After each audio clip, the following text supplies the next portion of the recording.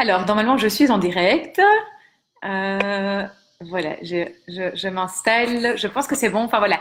Je voulais vous faire ce Facebook Live aujourd'hui pour vous donner un petit peu des nouvelles de la phrénectomie que j'avais eue il y a maintenant. En fait, il y a pile 15 jours. Il y a vraiment pile 15 jours. Voilà, je voulais un petit peu vous expliquer ce que j'avais ressenti dans les jours qui ont suivi et encore maintenant. Et je voulais vous expliquer un petit peu ce que j'ai dû faire. Euh, voilà, les exercices que j'ai dû faire et que je fais toujours d'ailleurs. Donc voilà, alors n'hésitez pas à me dire si vous m'entendez, parce que je sais pas très bien si on m'entend ou pas, je pense que oui. Donc voilà, n'hésitez pas à me dire en me disant que vous m'entendez bien et que tout est OK. Et alors c'est vrai qu'aussi si vous avez des questions par rapport à ça, n'hésitez vraiment pas. Alors, donc, juste pour résumer en quelques mots, donc c'est vrai qu'il y a 15 jours, j'ai été chez une dentiste hyper spécialisée dans les freins de langue et les freins de lèvres pour les bébés et pour les adultes. Donc, Charlotte Van Bell, qui est dentiste à Gand et qui s'est formée donc aux États-Unis comme moi. On a fait certaines formations en commune, en fait. Donc, voilà. Et donc, c'était il y a 15 jours, je me suis fait enlever mon frein de langue parce que j'avais un frein qui me gênait, qui me faisait mal et qui faisait que la mobilité de ma langue n'était pas parfaite, qui faisait que mon articulation quand je suis fatiguée était moins bonne. Bon, alors voilà, je vous dirais que tout n'est pas encore parfait, mais en tout cas, il y a certaines améliorations. J'avais aussi du mal, j'avais beaucoup de mal à bouger ma langue sur les côtés et aller, quand je mangeais, aller d'une certaine manière nettoyer mes dents. Donc ça, par contre, ça va vraiment beaucoup mieux. Là, j'ai pas mal gagné en mobilité. Euh, donc voilà, on avait fait toute une conférence sur les symptômes chez le bébé, chez l'adulte, la prise en charge, comment se passait l'intervention, etc., etc. Et donc maintenant, voilà, je voulais vous faire un retour sur le post-phrénectomie, sur comment ça se passait après. Alors, vraiment, je le répète, à aucun moment durant l'intervention, je n'ai senti quelque chose. Alors, chez l'adulte, c'est vrai qu'on fait toujours une petite anesthésie locale. Et même quand elle m'a fait l'anesthésie, je n'ai rien senti. Elle m'a fait deux petites piqûres sous la langue que je n'ai même pas senti, quoi. Alors que je déteste les dentistes, je déteste les piqûres dans la bouche. Et là, vraiment, je vous assure que je n'ai absolument rien senti. Donc ça, c'était vraiment assez extraordinaire. C'est quelque chose que je redoutais un petit peu, mais voilà. Donc ça, c'est la première chose. Alors pourquoi est-ce que chez l'adulte, on fait une anesthésie et pas chez le bébé? Parce qu'en fait, chez l'adulte, les freins sont beaucoup plus gros, beaucoup plus vascularisés, beaucoup plus innervés. Donc du coup, c'est une intervention qui prend beaucoup plus de temps que chez un bébé. Euh, donc voilà, ça c'est une première chose. Alors ça s'est réveillé absolument. Alors c'est vrai que quand l'intervention a été terminée, donc c'est vrai que j'avais ma langue tout endormie. Or chez un bébé, on veut que le bébé puisse retéter tout de suite au sein de sa maman directement après l'intervention. Et c'est vrai que là, si j'avais dû retéter au sein de ma maman directement après, je ne l'aurais pas pu parce que ma langue était tout endormie. Donc voilà, donc d'où l'intérêt de ne pas faire d'anesthésie chez les bébés parce que l'intervention est trop rapide et que la suite après est un peu plus compliquée. Donc voilà. Donc bref, puis quand ça s'est réveillé, donc avec Charlotte, on est allé manger un morceau chez elle. Et en fait là, j'ai été fort étonnée de la mobilité de ma langue. J'arrivais plus à manger correctement parce que j'avais une nouvelle mobilité, j'avais une espèce de nouvelle langue. Vraiment ce sentiment de me dire mais oulala, qu'est-ce qui m'arrive? Et c'est vrai que pour tout vous avouer, j'ai fait une petite chute de tension chez elle, mais de et Charlotte m'a dit, quand j'ai fait ma chute de tension, elle m'a dit, mais Caroline, est-ce que tu veux un dafalgan? J'ai dit, mais non, je n'ai absolument pas mal, c'est juste que c'est bizarre. Ce qui arrive à mon corps est un peu bizarre. Donc voilà. Et puis en fait, c'est tout de suite passé. J'ai mangé mon repas, voilà, plus doucement, mais je l'ai mangé. Mais c'est vrai que j'ai vraiment eu une nouvelle mobilité de langue où je me suis dit, oh là là, c'est quoi ce truc? Donc c'était un petit peu impressionnant, mais sans douleur parce que elle m'a dit, mais rentre chez toi et quand tu rentres, tu prends un dafalgan pour dormir, que je n'ai absolument pas pris parce que je n'en ressentais absolument pas le besoin parce que je le répète, j'avais une gêne, mais je n'avais absolument pas mal. Ok, pourtant on était quelques heures après la phrénectomie, voire directement après la phrénectomie. Donc voilà. Alors dans les premières 24 heures, j'ai ressenti pas une douleur mais une gêne. Donc j'ai pas du tout eu envie de prendre un dafalgan ou un ibuprofène. J'ai pris un peu d'arnica parce que j'avais une gêne. J'avais l'impression d'avoir un petit peu comme si j'avais un chat dans la gorge, comme quand on a un peu un début de mal de gorge quand on est enrhumé, etc. Sauf que voilà, ce mal de gorge, il était sous la langue. Mais c'était pas vraiment une douleur, c'était une gêne, quoi. Donc voilà, de nouveau, pas de quoi vraiment prendre un dafalgan, enfin en tout cas, voilà, pour moi. Mais je peux comprendre que de temps en temps, certains enfants ou adultes qui ont une frénectomie, voire même un bébé, voilà, puissent avoir un peu de perdolan pour soulager parce que c'était gênant. Voilà, c'était gênant, mais c'était pas douloureux, mais il y avait quand même une petite gêne. Donc voilà. Et puis en fait, au bout de 36 heures, j'avais absolument plus rien du tout. Au bout de 36 heures, très honnêtement, là, je ne ressentais absolument rien du tout. Je ressentais toujours ma nouvelle langue qui était hyper bizarre et dont il fallait que je m'y fasse, mais je ne sentais vraiment rien. Donc ça, c'était vraiment super. Et donc c'est vraiment à ce moment-là que j'ai vraiment pu commencer à faire vraiment correctement les exercices pour éviter les réattachements. Donc c'est vrai que du coup, comme j'ai mis voilà, directement après la frénectomie, ça, j'aurais pas pu faire les exercices. Parce qu'en fait, ça me faisait peur. C'était vraiment bizarre comme sensation et c'était pas par douleur, c'était par appréhension en fait, où j'avais vraiment du mal à masser ma langue comme j'aurais dû le faire, comme je devais le faire. Vraiment, j'avais de l'appréhension, mais c'était pas de la douleur de nouveau. Donc voilà, un petit peu d'appréhension au début et puis au bout de 36 heures, cette appréhension est partie et donc j'ai vraiment beaucoup pu faire mon exercice de manière un peu plus importante quoi. Donc voilà. Alors, je continue toujours à masser là où il y avait mon frein de langue. Alors, je vais essayer de vous le montrer sur la caméra. Je ne sais pas très bien si vous verrez quelque chose, mais donc voilà. Donc normalement, l'idéal c'est d'avoir un beau losange euh, bien blanc et bien haut et bien large. Alors, vous allez voir que chez moi, il est bien large, mais il est plus très haut. Parce que ça s'est quand même un petit peu réattaché, parce qu'entre guillemets, j'ai le désavantage d'être un adulte et le désavantage de se faire enlever, d'avoir une frénectomie en tant qu'adulte, mais comme je vous l'ai dit, c'est beaucoup plus vascularisé, donc qui dit plus de vaisseaux, dit une cicatrisation encore plus rapide. Donc chez les adultes, ça cicatrise encore plus vite que chez les bébés, je pense. Et donc ça, et parce qu'aussi j'ai les désavantages d'être une adulte et de dormir entre guillemets 7 à 9 heures d'affilée. Et donc en fait, je n'ai pas de réveil de la nuit pour pouvoir être allaitée ou pour pouvoir manger, ce qui faisait que la nuit, je pouvais pas faire l'exercice. Et c'est vrai que le matin, au début, quand je me réveillais, c'était chaque fois un petit peu réattaché. Donc c'est vrai qu'il aurait peut-être fallu que je mette mon réveil toutes les 4 à 6 heures pour vraiment faire l'exercice pour éviter le réattachement. Donc voilà, donc vraiment l'importance, ce que j'en ai vraiment retenu, c'est que l'importance de faire les exercices est vraiment primordiale parce que le réattachement arrive très très rapidement. Donc voilà, ça c'est un petit peu l'inconvénient chez les adultes, c'est que faire les exercices la nuit, on n'a pas très envie de mettre son réveil, alors que quand on est un bébé, normalement un bébé ne passe pas ses nuits, les premiers mois, c'est pas possible, ou alors en tout cas il dort, il fait 6 heures, il fait 5 heures, 6 heures, 7 heures, mais pas beaucoup plus. Et donc du coup voilà, le réattachement va beaucoup plus rapidement. Donc je pense que c'est vraiment pour ça que ça s'est réattaché chez moi. Et alors de toute façon, avant de commencer, Charlotte m'avait déjà dit que mon frein étant tellement épais et vascularisé qu'il faudrait une deuxième frénectomie pour vraiment en arriver complètement à bout. Donc elle avait tout à fait raison. Vous le verrez après quand je vais vous le montrer. Donc voilà. Donc évidemment, c'est plus rare chez les bébés. Hein. Chez les bébés, si on fait bien, si la maman, les parents font bien les exercices toutes les 4 à 6 heures, il n'y a pas de raison que ça se réattache. Ok, parce que c'est moins vascularisé et parce qu'on fait les exercices beaucoup plus souvent que chez l'adulte qui dort plus longtemps qu'un bébé. Voilà un petit peu. Alors quoi d'autre encore? Bon, si vous avez des questions, n'hésitez vraiment pas. Hein. Je peux vraiment en profiter pour y répondre. Alors je vais essayer de vous le montrer. J'espère que vous verrez quelque chose. Je sais pas très bien. On va voir.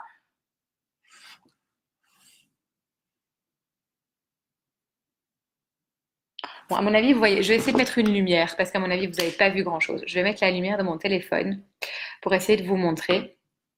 Voilà, on va faire comme ça.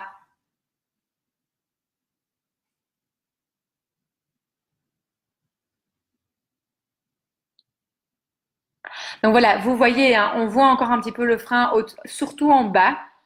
Un tout petit peu au-dessus, mais surtout en bas.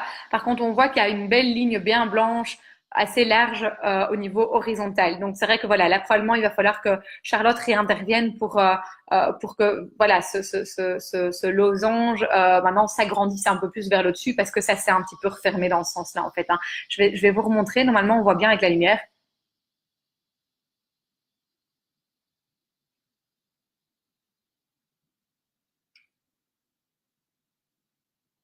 Voilà, là, voilà, j'espère que vous avez vu quelque chose. Moi, j'ai vu, mais c'est vrai que bon, voilà, il faut avoir un petit peu l'habitude aussi. Donc, voilà. Alors, quels sont les exercices que j'ai dû faire et que je fais toujours parce que la cicatrisation, elle dure entre 4 et 6 semaines, donc c'est toujours en train de cicatriser et ça peut toujours encore se refermer. Eh bien, les exercices que je fais, tout simplement, c'est je vais le masser. Je vais vous le montrer en direct. Je vais remettre ma lampe pour que vous voyez quelque chose. Alors, il y a plusieurs manières de faire. Euh, donc simplement, je vais aller masser.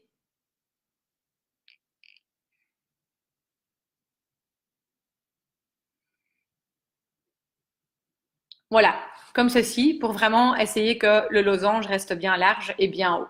OK?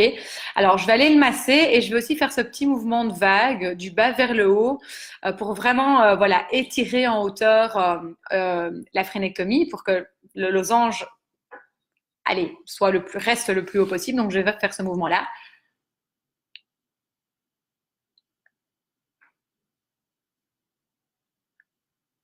Voilà. Et en fait, j'ai pu toucher l'endroit où il y a eu la phrénectomie vraiment 36 à 48 heures après l'intervention.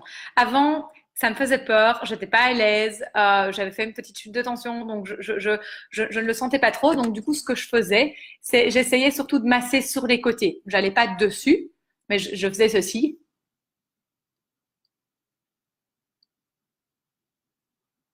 Voilà, pour ben, quand même essayer de garder ce losange bien grand. Alors, quels sont les autres exercices que je fais? Alors, c'est vrai que comme cette partie postérieure de la langue n'a pas bougé pendant 33 ans, donc ça veut dire qu'il faut que je remuscle ma langue, que je remuscle surtout la partie postérieure de la langue, que je remuscle tous les mouvements de ma langue. Donc la langue, en fait, elle a 7 mouvements, elle est censée pouvoir faire 7 mouvements, elle est censée pouvoir donc avoir une bonne extension, elle est censée pouvoir bouger d'un côté et de l'autre, ok? Elle est censée pouvoir aller en haut, ok? Elle est censée pouvoir faire une gouttière. Et alors, elle est censée pouvoir faire une vague au moment où on avale ou au moment où le bébé est allaité. Alors, je ne sais plus combien de mouvements là je vous ai dit, mais bon, voilà, j'ai certainement dû vous en dire 6 ou 7. Euh, et donc, du coup, je fais des exercices pour remuscler ma langue et pour que mon cerveau, d'une certaine manière, puisse prendre conscience que ma langue peut bouger bien plus que je ne le pense. Ok, donc par exemple, quel type d'exercice est-ce que je vais faire? En fait, je vais tirer ma langue et je vais monter ma langue en haut. Donc par exemple, je vais faire ça.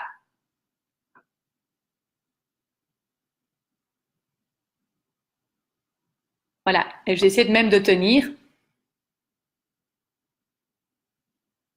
C'est pas encore évident. Je sens que ça tire encore un petit peu derrière et je sens que ça s'est réattaché. Donc du coup, j'ai pas encore récupéré à 100% la mobilité que normalement j'aurais dû récupérer. Enfin que j'aurais pas dû récupérer, que j'aurais dû gagner, parce que j'ai tout récupéré, je dois juste gagner en mobilité. Euh, donc je vais faire aussi des exercices de bouger ma langue latéralement et d'aller vraiment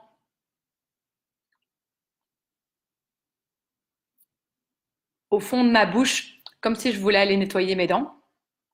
Et alors pour vraiment essayer de muscler la partie postérieure de ma langue, je vais faire cet exercice-là, je vais aspirer ma langue sur mon palais et je vais vraiment essayer de tenir. Et puis après ça, je vais la relâcher en claquant en fait. Je vais un peu faire le cheval, mais très lentement.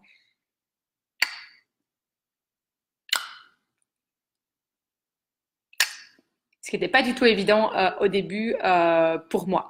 Donc voilà, c'est vrai que chez l'adulte, il y a une rééducation à faire parce que quand la langue a été immobilisée pendant un certain temps à cause d'un frein, il faut faire une rééducation. Chez le bébé, on va faire exactement la même chose. On va pas faire les exercices comme je vous l'ai montré là maintenant parce que le bébé, il saurait pas, enfin je veux dire, il comprend pas, il saurait pas le faire de lui-même. Mais par contre, on va utiliser certains réflexes pour mobiliser sa langue. Donc, par exemple, je vais dire aux mamans, aux parents d'aller lui chatouiller le bout des lèvres. Et en fait, c'est un réflexe que quand on chatouille le bout des lèvres, ben, l'enfant, il tire sa langue. Et donc, il va tirer sa langue. Et par exemple, je vais dire aux parents et d'essayer de reculer leur doigt pour que bébé continue à suivre et ne lâche pas le doigt du parent qui est en train de faire l'exercice. Tout comme par exemple, on va pouvoir aussi mobiliser la langue à gauche et à droite parce que c'est un réflexe chez eux. En bougeant le doigt à gauche et en bougeant le doigt à droite dans la bouche, eh bien, bébé va en fait faire ce mouvement-là. OK?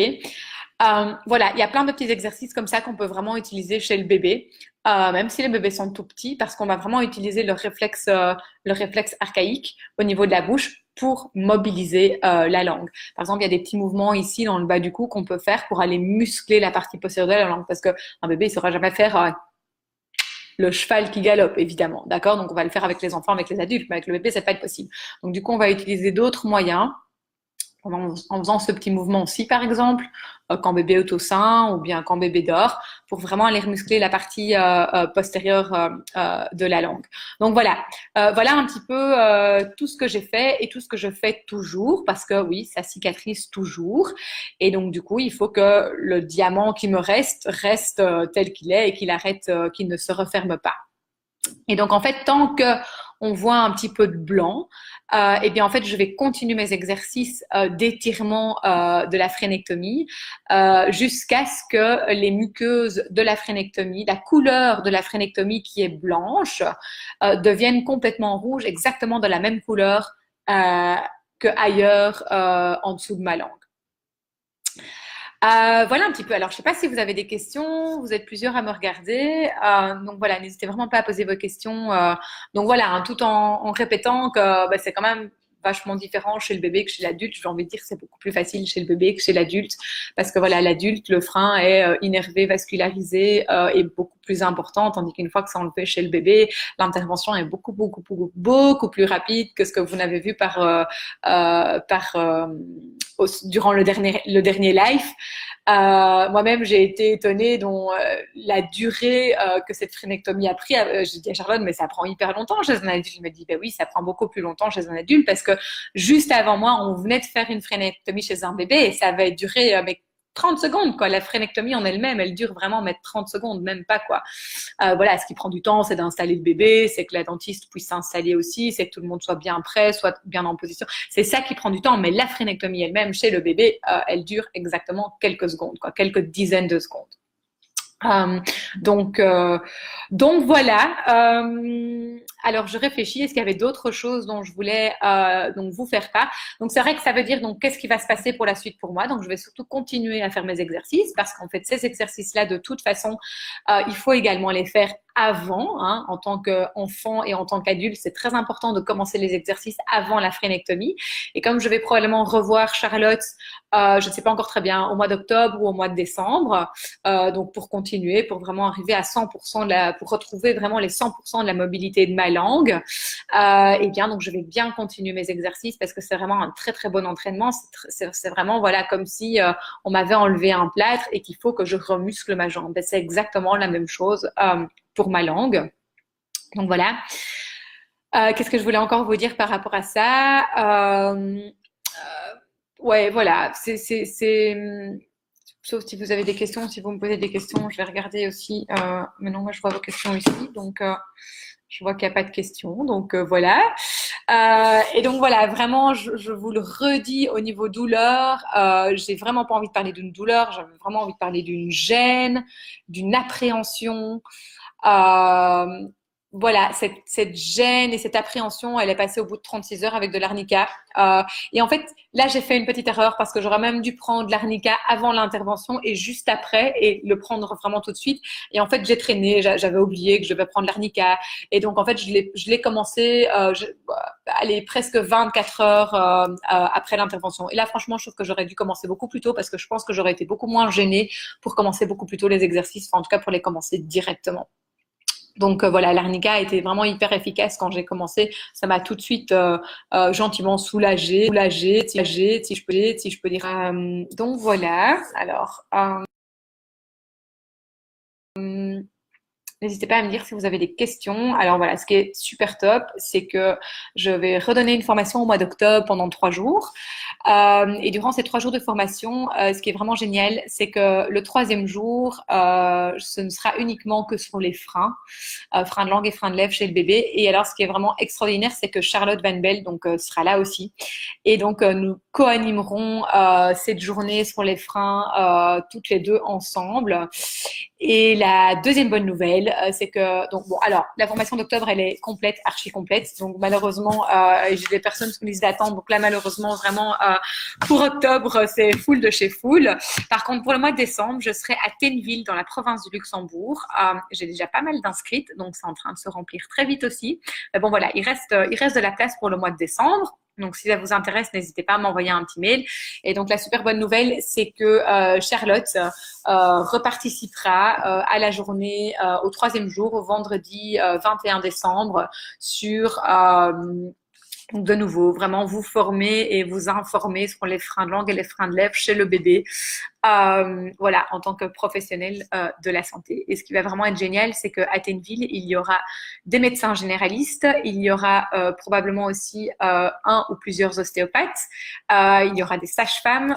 Donc, on va vraiment pouvoir faire une super équipe multidisciplinaire parce que, comme vous le voyez, les freins de langue, c'est vraiment une équipe multidisciplinaire avec une dentiste spécialisée là-dedans, avec une conseillère en allaitement, avec également un ostéopathe ou kiné. Alors, j'ai vu mon ostéopathe avant la frénectomie et j'ai revu un autre ostéopathe après la frénectomie. Donc, j'ai été, j'étais me réaligner, réajuster mon corps avant et après la frénectomie pour vraiment augmenter les chances de réussite.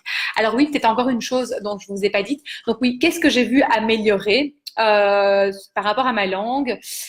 Donc en fait, maintenant, c'est dingue, mais j'arrive à aller entre guillemets, gratter avec ma langue les petits restes de nourriture qui pourraient aller se mettre dans le fond de mes dents, chose que je n'arrivais absolument pas à faire avant. J'étais toujours avec mes doigts ou avec un cure-dent, voilà. Et là, maintenant, j'ai beaucoup plus de mobilité latérale au niveau de ma langue. Donc ça, ça pour moi, ça a été juste incroyable. Enfin voilà, j'avais jamais réussi à faire ça auparavant. Donc ça, c'est une première chose.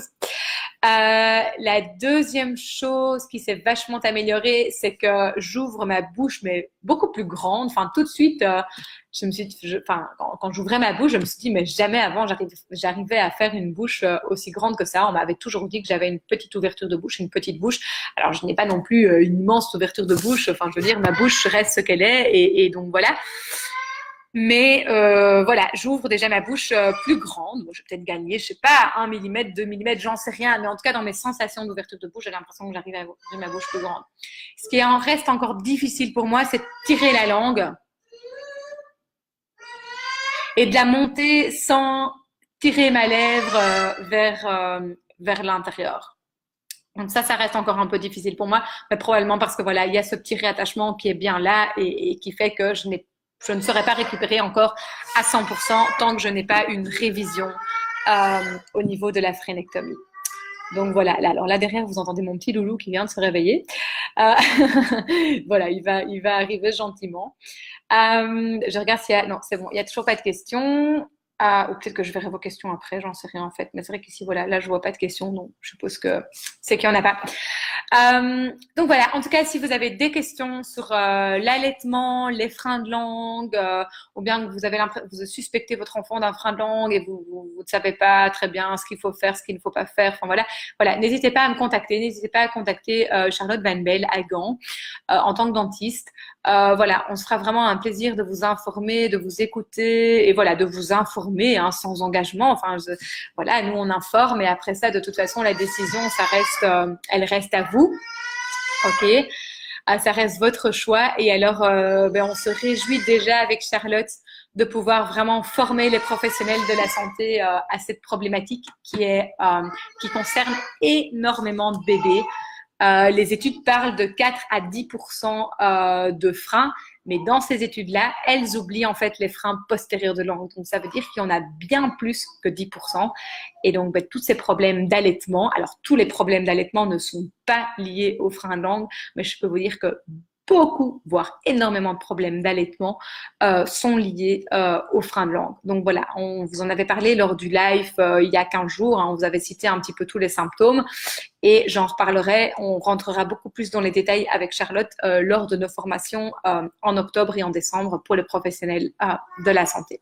Voilà, n'hésitez pas à nous contacter, je vais remettre mon adresse email en dessous en commentaire, comme ça voilà, vous savez que je suis là pour répondre à vos questions ou bien vous mettez vos questions ici en commentaire et je continuerai d'y répondre dans les prochains jours. Voilà, je vous souhaite à tous et à toutes un bon week-end et de toute façon, je vous retrouve bientôt pour d'autres Facebook Live et pour d'autres voilà, d'autres articles de blog.